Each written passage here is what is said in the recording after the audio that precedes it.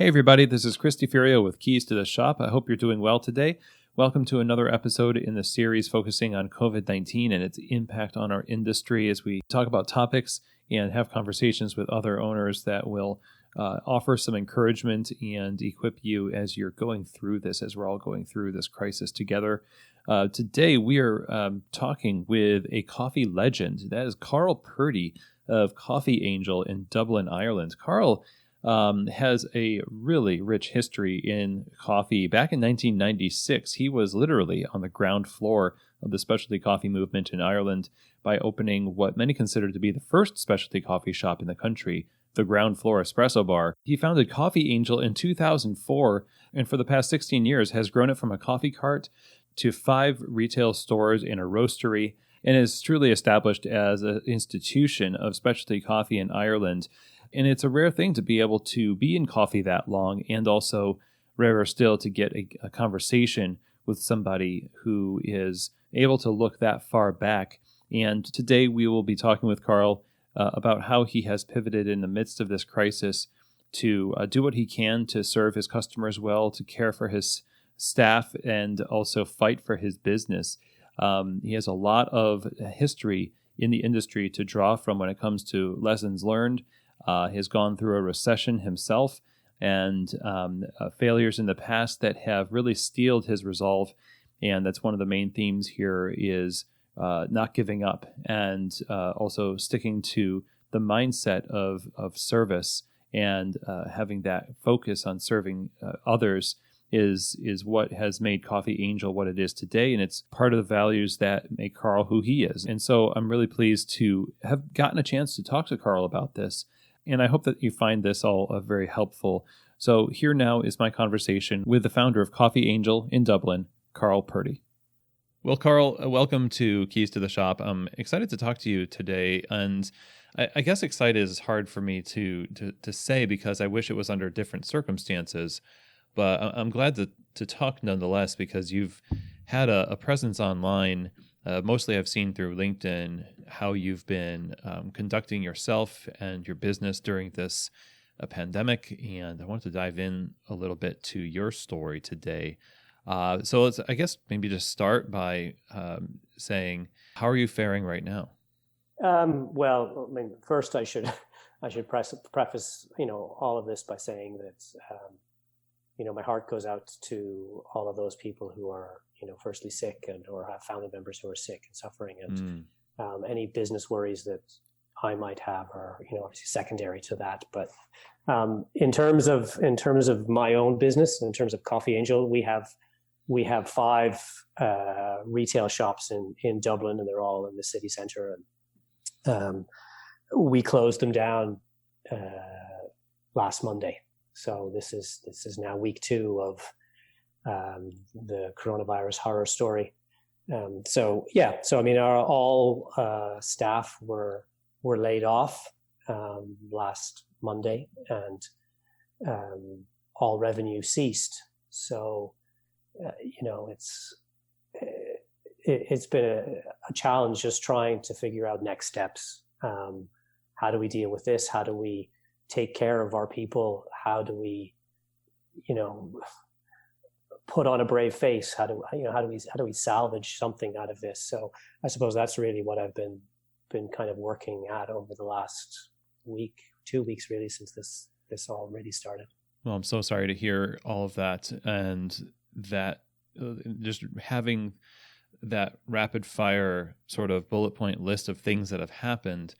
It's hard to process all of that because each one is a world of emotion in and of itself that you almost don't have time to process. Yeah, well, I mean, you're probably right. I mean, I'm obviously busy doing whatever I can to keep the business going. But I think you're right. If I stopped to kind of think about this or dwell on this, I may find myself falling apart. So, maybe there's a some sort of adrenaline running through my veins, again, going back to survival instinct, just keeping me going.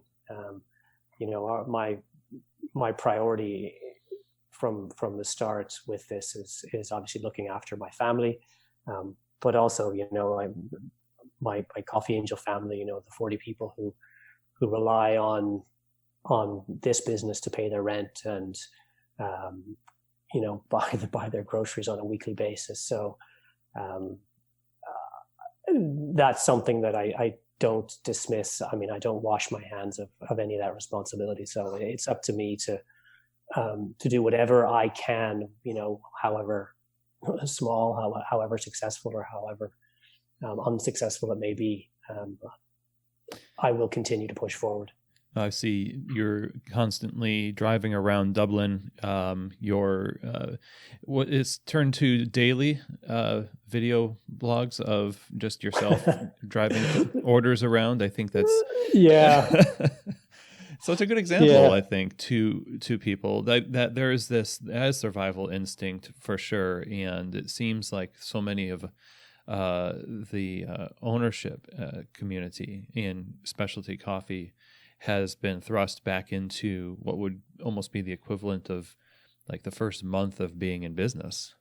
Oh, absolutely. I mean, I've been doing this a very, very, very long time. And, my first coffee shop was back in 1996 in Belfast. And, some people credit that as, kind of the first specialty coffee shop in Ireland. And, it was immensely successful at the time for its size and for what it did. I can't really take credit for that success apart from putting something nice together and focusing on service. But I think there was a whole lot of serendipity and good timing and right time, right place. I sold that business a couple of years later and made a decent return on my hard work, and I subsequently opened what was supposed to be kind of a coffee and wine bar, which quickly morphed into a restaurant. And within a couple of years, any money that I'd made in my initial coffee shop was long gone, and I'd lost about €500,000. So it was kind of hero to zero within about 2 or 3 years. And I kind of had to start this business again from scratch. A little 3-wheeler Piaggio van standing at the end of a pier. And, loads of people have heard that story before, but it kind of focused my mind. I don't know if it's prepared me any better for this situation, but, I think, anybody who goes into business, they're brave. They're tenacious. They're creative. They've got all this energy and positivity that, you wouldn't be doing it in the first place if you didn't think it was going to work. And I think that's kind of I'm back where I started in terms of, standing alone at the end of a pier and trying to make something out of nothing. It does seem that a lot of the ups and downs that have been experienced by people, especially that have been in business for a while, especially as long as you have, might condition their responses to not just survival, but an informed gut instinct as to know what to do to create, a continuance of that business, which is what you're trying to do right now. So it does seem like those little things or big things that happen throughout the history of your business prepare you to create opportunity amidst trials like this, even though this is quite unprecedented. Yeah, absolutely. I mean, what I'm doing now is, online. I mean, we're very much a high street coffee operation. Online would have made a very, very small percentage of our turnover on any week or month or quarter. So to have that shift to being our only revenue stream is a complete shock to the system. And I'm going back to, kind of losing so much money in that business, failing, which was entirely down to my own lack of business acumen. And, I take that kind of on the chin, but,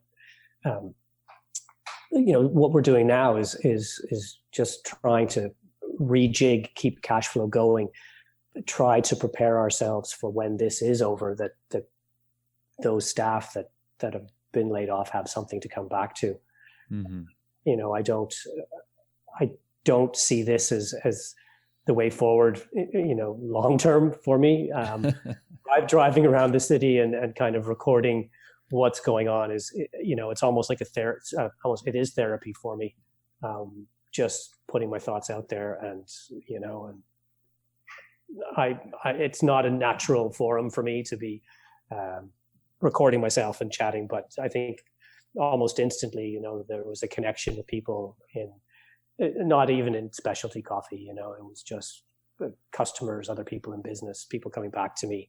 You know, you put the video on Instagram and people are asking how they can help. And, you know, there's a real sense of, you know, community, this collective will to get through this, which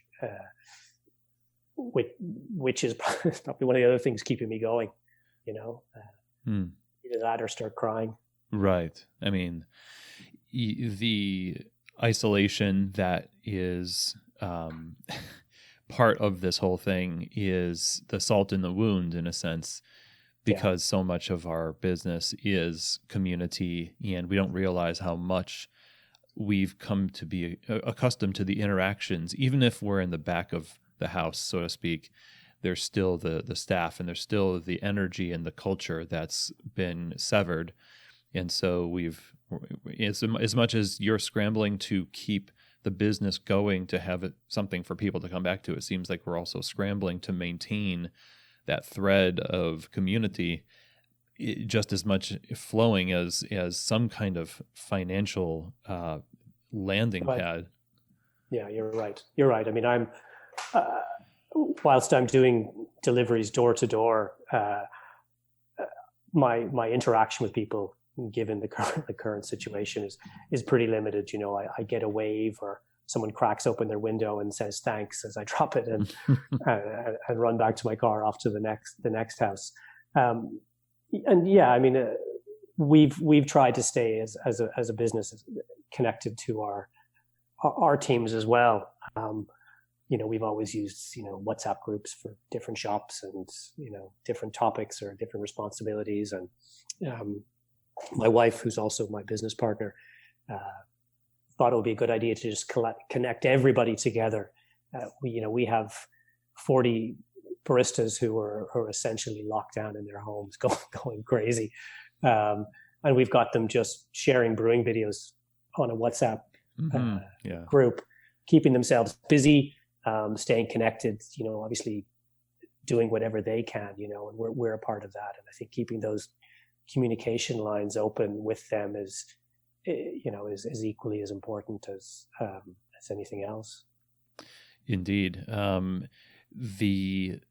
I want to get into a little bit of the how this progressed for you in terms of, this was something that was happening, and a lot of us could see that, okay, you know, 2-3 weeks ago, maybe even a month ago, something is happening that's going to impact the business. To the degree that it has, I don't know how many people thought that we're going to be on total lockdown and isolation, but how were you preparing before this turned into a pandemic? What were your thoughts, and how were you starting to become, starting to rejig, as you said, your business to prepare for that? I'm not sure anyone could plan or predict, you know, this scenario. You know, we saw trade starting to decrease, so you kind of do all the real unsexy business things, you know, reducing orders and scaling back on labor costs and hours, and, you know, the kind of practical stuff. As the weeks progressed, we started implementing best practice coming from, you know, the powers that be, whether it was the government or, you know, our environmental agencies, in terms of distancing, in terms of, you know, going to contactless payments as opposed to cash, in terms of not using reusable cups, not letting the staff touch those, you know, removing sugar and wooden stirrers and lids. And, you know, we did all the practical things. in terms of planning for where we are now, both myself and my wife, probably a few days before we had to close, had a sense that this was coming down the track. So in that respect, when the business is closed, there's not much you can do apart from plan for the people who are going to be most affected, and that's really our team. So we started doing our own research, getting onto our HR company, looking for what happens if, and also communicating with the staff that if this happens, this is what you can expect. So we were as upfront with them as possible, giving them as much notice. If we're told to close, you will be laid off. If you are laid off, there is a form you will need to fill in. If you need to fill in this form, this is how you fill this form in. So, we tried to take as much of the confusion out of it. As horrible as it was, I think that that helped us a little bit, in terms of preparing both ourselves and our team for where we are now. Okay, so obviously all of those things that you started preparing people to experience came true. Was there? Did that end up helping in that they knew that it was going to potentially happen? When it happened, did it help? And I know that it's not easy, even if you're prepared to do it. How was it received? Well, I think the fact that we were upfront and honest, and we laid it out clearly in advance. If this, then that. This is what's going to happen. Certainly in Ireland, the hospitality industry was immediately impacted. It was all over the media. I think within the first week there was, for a country of 4 million people, there was 400,000 unemployed, with just almost overnight. So our teams were aware of what was going on around them. We had a few questions from the staff in terms of how do I fill this in, but for the most part, everyone just got on with it, and we checked as soon as they had their forms. I mean, there's only so much we can do. We checked in within a day or two of them getting their forms. Had you completed your forms? Have you posted them in? Have you heard anything back yet? And I think whilst it doesn't solve the challenges that they're facing, I think the fact that they know they can come to us if they have questions, they know that we're still checking in on them, that we care, that if we do hear anything, if we know anything, that they'll be the first people to be informed. So I think we are where we are. The fact that I am out there on social media myself,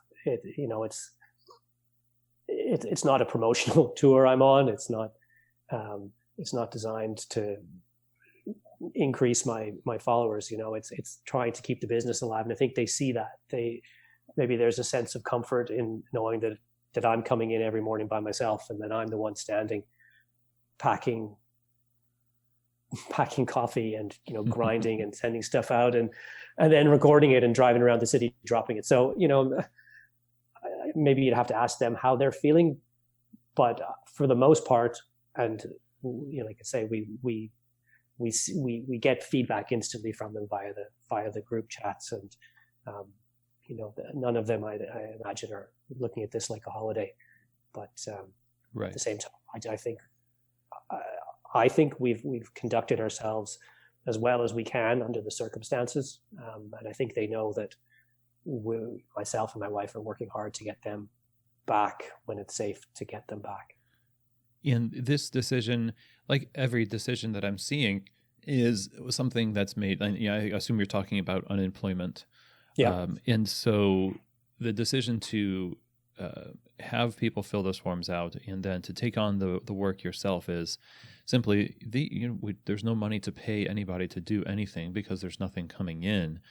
And most of hospitality, restaurants included, don't have a lot of a runway to operate from, and not many people have a pandemic plan in their filing cabinet either. So I think it's important, especially for maybe middle management and baristas, to realize that there aren't jobs, in that sense. It's not because they're trying to just cut all the jobs and because they're being selfish. It's to create, like you say, a place for people to come back to. It's about surviving, and in a very real sense. Absolutely. And I mean, anybody who thinks there's huge money in being a independent specialty coffee shop is very misguided. I think the fact that I'm hands-on. Anybody that I know in specialty coffee in around the world, never mind Ireland, they're very much a cog in the operational wheel of their business. So I don't get any sense of ill will from the team.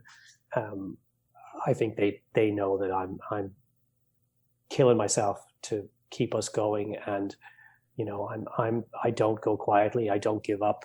That's part of my DNA, and I think they get that. I get offers every day. Can I come in and help? Can I come in and help?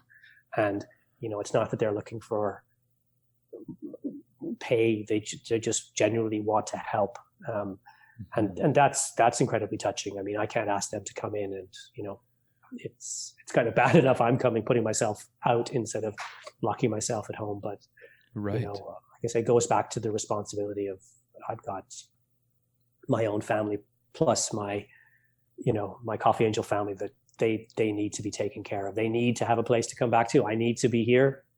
My wife has come in and helped me pack. She's doing whatever she can do to hold it together. And if, like you say, there's no crisis management team in my organization, and we're scrambling and doing what we can.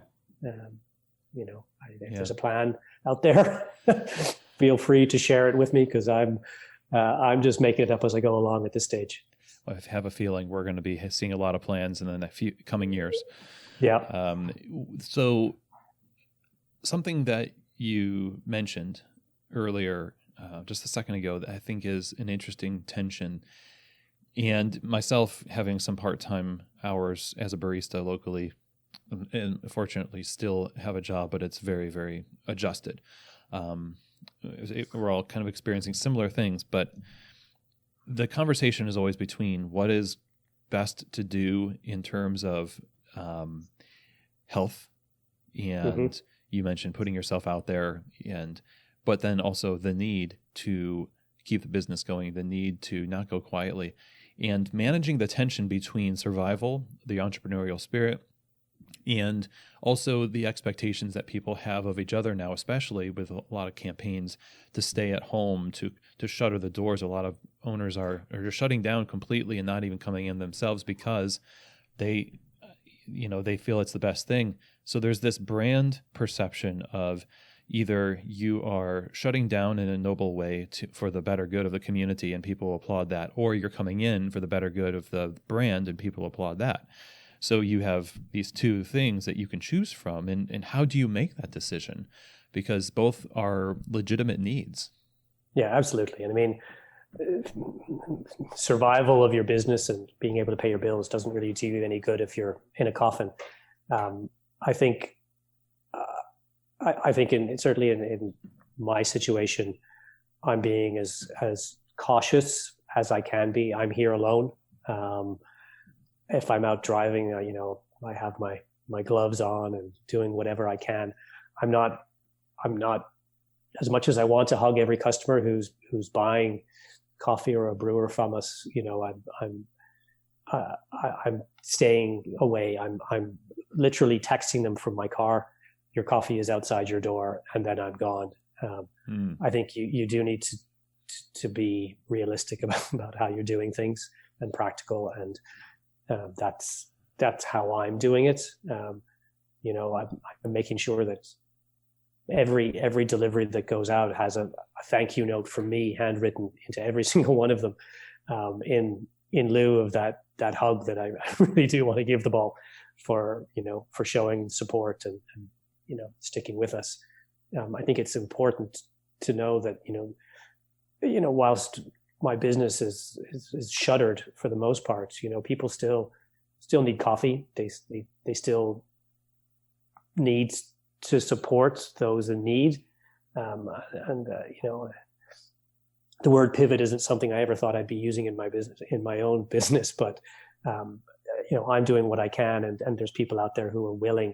And if I had any advice for anyone else out there, it would be to ask for help or ask for support. Everyone has different circumstances, and their operations are all different, but the sense of community that I felt, and I'm sure there's other businesses in Dublin and in Ireland that are receiving the same level of support, I think is heartening. People are working from home. There are industries that do not stop because of this. Yes, things are adjusted and things are different, but people still need coffee. I'm busy. I am busy sending stuff out because people, whilst they're supporting us and the business, they also need coffee. So I think it's a complete rejig. It's a pivot, I guess. I sure as hell don't want this to be the new normal, but it's getting me through, and I think it's probably getting some others through, at least holding it together. Mm-hmm. It seems that a lot of people, even just working from home, that is part of it, but also the idea that they know your business is in duress and they want to support it. Baristas are getting a lot more tips. Yeah, I've heard and experienced myself. There are opportunities that are opening up through online ordering, curbside pickup and delivery, and people are buying gift cards and taking advantage of that in ways that they never have before, because I feel like as much as, the ultimate survival of the business, that's your place, and that you're fighting more than anybody for the survival of your business, but that the customers are also joining with you to see that continue, because it holds a place in their heart and your brand. I know we've said this on a recent episode, that it's not necessarily your buildings. It's those relationships that you've cultivated through Coffee Angel. 100%. Yeah. I mean, people come to work for us, and, whilst we're incredibly passionate about specialty coffee and doing things the right way, when I distill things down to new staff, or constantly putting a message back out there with the teams, is our job is making people happy. That's really all it's about. And one person's happiness might be completely different to somebody else's, in terms of, you might remember their drink, or you might be efficient, or you might be consistent, or you might be the chatty type. It's just that sense of empathy to your customer, and really boiling it down to making them happy. And I think that's translated now into that support that we're receiving. And it's coffee is almost secondary, and I think more and more people are realizing that, not looking at people as if they're euros or dollars or whatever currency you're dealing in. They just want what makes them happy. Like I say, whether it be you being fast, or you remembering their name, or you remembering their drink, or shutting up when they don't want to have a conversation. There's a litany of scenarios anyway. But yeah, you're right. It's those spaces and that sense of community, and that's what it boils down to. What is your mindset toward the future when you're considering every motion you're making and every thought you have is probably geared toward now how to get through, keeping your spirits up, etc. I imagine there's also a part that's thinking, what about after this? What's going to change in the way that my business operates? Am I going to be prepared to adjust to that change, if any? Are you allowing yourself to think that far ahead at this point? In a limited way. As I mentioned, when I started Coffee Angel, it was a little 3-wheeler van with a coffee machine out the back, and a generator. I think at the time when that began, after having this restaurant that lost so much money, my mindset was going back to basics, dealing with things that I was familiar with, simple, a product that I was actually pretty good at working with. Margins were okay. I think there's going to be a complete realignment, certainly in Europe. I don't know about the States. This is going to have a catastrophic impact, whether it's recession or whatever economic result this pandemic results in. I think there will be a change in the business. I stood in my little van and I stood outside for 8 years making coffee, and I made a promise to myself that I would never change my business model to suit a premises, that I would wait until the premises suited my business model. And I worked outside for those 8 years, and I went through a recession. Ireland the Celtic Tiger was roaring in the early days of the noughties, and then the recession kicked in, and it's a tiny little microcosm of what I think may happen. I like numbers, and I like keeping track of things. And when I was selling coffee out of my little van, when champagne corks were popping and the Celtic Tiger was roaring, there was a 30% coffee and baked goods ratio. So for all the coffee I sold, 30% of people also bought a croissant or a Danish or a muffin or something to go with that.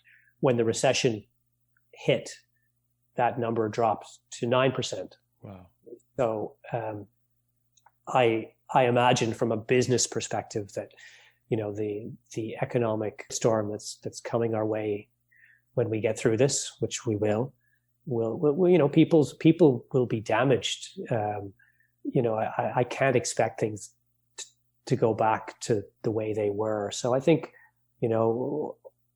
we just have to rejig our businesses. We need to look at the best way forward. I don't have answers. If I have to look forward, this is what I'm envisaging at this point. And I haven't got the solution yet, but we will rejig.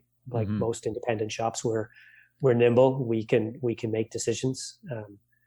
And that's all we can do, and everyone will be in the same boat. So we will survive, but the new normal, as I mentioned, I don't think it's going to bear any resemblance to what it was 3 weeks ago, 4 weeks ago. Sure. Yeah. And on a note that might be a little bit more light, I suppose, do you imagine what do you imagine are the positive outcomes of this? You mentioned the the focus that you had, especially as you're starting out, you wanted to keep it simple, and you had that vision for what you were, and I hear a lot of people talking about that now because they've slowed down to the point, or at least they've changed their surroundings to the point where it gives them perspective of what they want to do. Some people will change their business model because they didn't like the one they had before. They just didn't have an opportunity to change it. I've also heard things about, the way that customers will appreciate the brick and mortar store after this will be greater. Do you think that you'll experience a little bit of that once people are allowed out of their houses again? Yeah, no. I mean, completely valid. Our shops are relatively small. People are, up until now, we're always sitting close together. Will this new social distancing awareness, will that become again part of our operations? And do our tables all need to be a meter apart? And Can we only have X amount of people in at any one time? Whether that's mandated to us or whether people's psyche, is so utterly changed that's where they're comfortable. And I don't know. I expect, these changes are going to come. They're going to come at us. They're going to come at us collectively. I think myself or anyone else doing what we do in Ireland is all going to face the same challenges. Every restaurant, every takeaway, we're all going to be in this together. Every pub, bar, will face it. So, yes. The bigger picture, which is not really an opportunity, but, we've all got our overheads. We've got rents and rates and insurance costs, and all of that is, I think, when this is over, is all up for discussion. What are we paying? If our turnover is going to drop by 20 or 30%, can we still pay the same outgoings as we were previously? And if the landlord doesn't like that, is he going to get somebody in who's prepared to pay it?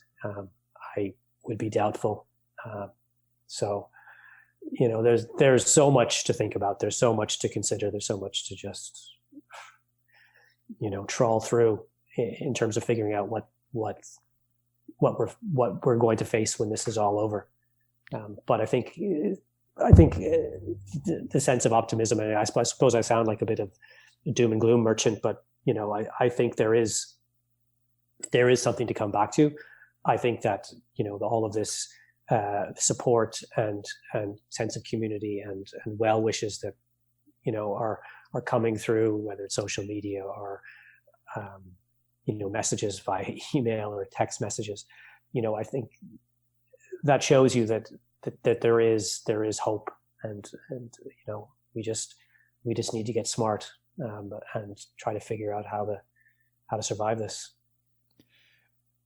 I have a final question for you. And it's, I think you've touched on it many times throughout this talk here. And I appreciate you taking the time to talk about this. And I know it's not easy, but I think it's so helpful to hear what is happening in different parts of the world that are experiencing these similar things.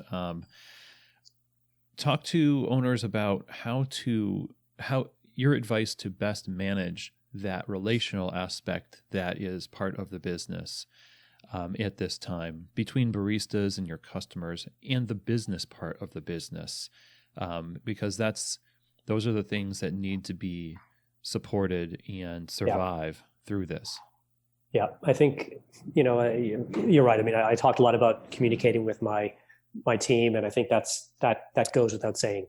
They are what makes my business work, and probably every other coffee shop in the world. They need you and you need them, and you need to show them love now, because they're scared and they're suffering, and and their financial circumstances might be worse than your own. I think that that sense of empathy has to be there. In terms of customers, putting yourself out there. I'm not out there asking them for charity. I'm asking them for support. If you need coffee, think of me. If you're local, I'll come and I'll drop it off. Just be honest. Tell people where it's at and where you're at. And like I say, some people can work from home and their income is not affected. Their working conditions have, but they still need coffee. So that's important to bear in mind. And in terms of the business end of it, I think what I've done is we sent out emails to every supplier. I'm answering phone calls all the time. I think don't put your head in the sand. Face up to the situation. No landlord wants to hear you don't have the money for the rent, but at the same time, if your front door is locked and you've got nobody inside, they have to see that this is a conversation that has to be had. So I think being forthright with people.